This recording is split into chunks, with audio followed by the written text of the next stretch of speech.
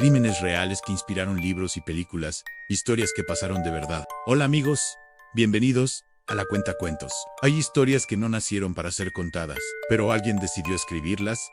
Son crímenes reales, expedientes olvidados, vidas rotas que la literatura y el cine transformaron en relatos inolvidables. Hoy, en La Cuentacuentos, vamos a recorrer los casos reales tan perturbadores que tuvieron que convertirse en libros, y luego, en películas, para que el mundo pudiera mirarlos sin apartar la vista.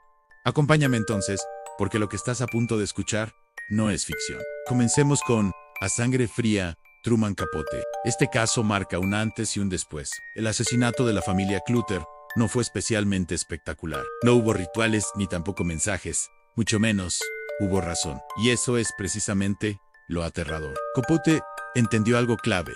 El horror no siempre viene del monstruo, sino del vacío moral. Perry Smith y Dick Hickok no matan por odio ni venganza. Matan porque pueden. Capote no los justifica, pero tampoco los convierte en caricaturas.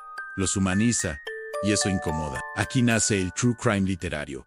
Realidad narrada con estructura de novela. El lector se vuelve cómplice silencioso. La violencia no se usa para shock, sino para reflexión social. En el cine, gran parte de esa ambigüedad moral se pierde. La literatura nos obliga a mirar más tiempo. Seguimos con el número 2. Psicosis. Ed Gein. Robert Bloch. Ed Gein no parecía para nada peligroso, y ese es el problema. Vivía solo, y era un hombre amable, tímido y servicial. Era raro, pero inofensivo, según el pueblo. Bloch no copia los crímenes de Gein, sino más bien los destila. Norman Bates no usa piel humana, pero hereda algo peor a la fragmentación mental. Psicosis no trata del asesinato, sino de la identidad rota. El miedo no está en el cuchillo, sino en la mente. Hitchcock convierte lo cotidiano, una ducha, un motel, en amenaza. El cine crea el ícono y el crimen real demuestra que el monstruo puede vivir al lado. Número 3. El exorcista. William Peter Blatty. Este caso es perturbador porque no se puede probar ni negar del todo. Un niño, extraños síntomas médicos, testigos fieles y un sinnúmero de registros escritos. Blatty toma un caso documentado y hace algo inquietante. Lo presenta como si fuera un expediente, no una historia de terror. El verdadero terror no es el demonio, sino la duda. Es posesión o enfermedad, fe o sugestión colectiva. El cine se enfoca en lo visual y grotesco. El libro es más frío, más clínico, más creíble.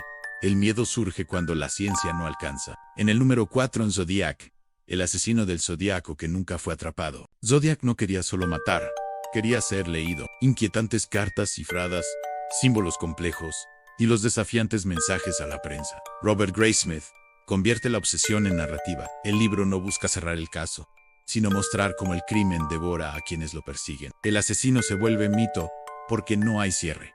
El verdadero daño es psicológico y colectivo. La historia demuestra que la justicia no siempre llega. Fincher lo entiende bien, y es que no hay clímax como en una simple historia de asesinos, simplemente porque la realidad no lo tuvo como muchas historias de la vida real. 5. En el silencio de los inocentes. Thomas Harris. Hannibal Lecter es ficción, pero su ADN es real. Harris estudió asesinos reales, Ed Gein, Ted Bundy, Gary Heidnik. No copia sus crímenes, sino sus patrones mentales.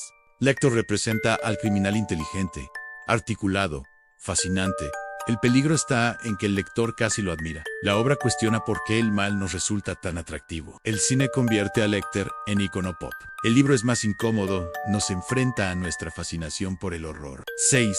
El estrangulador de Boston.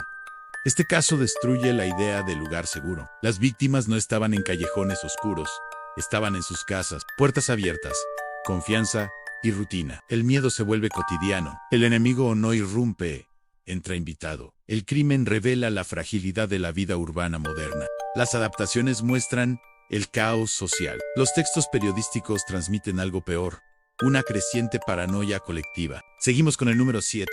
Monster Eileen Wuornos. Este es el caso más incómodo, porque no hay villano claro. Eileen fue víctima, antes de ser victimaria. Violencia, abandono, abuso. ¿Hasta dónde llega la responsabilidad individual? ¿Puede el contexto explicar el crimen sin justificarlo? El caso rompe el estereotipo del asesino serial masculino. La historia real obliga a cuestionar la moral simplista. Todos estos casos tienen algo en común. La ficción no inventó el horror, tan solo le dio forma. La literatura llega y ordena el caos, pone palabras al miedo, nos obliga a mirar más allá del morbo, y el cine lo hace visible, lo vuelve consumible, lo vuelve parte de la cultura, porque cuando la realidad es demasiado oscura, necesitamos historias para poder mirarla.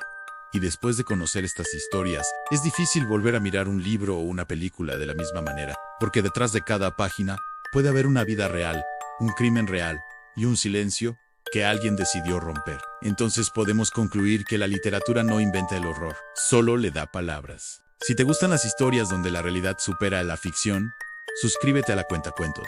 Aquí, los relatos no siempre terminan bien, pero siempre dejan huella. Muchas gracias por acompañarme, y aprovecho para desearte un feliz y próspero año nuevo. Un abrazo, y hasta la próxima historia.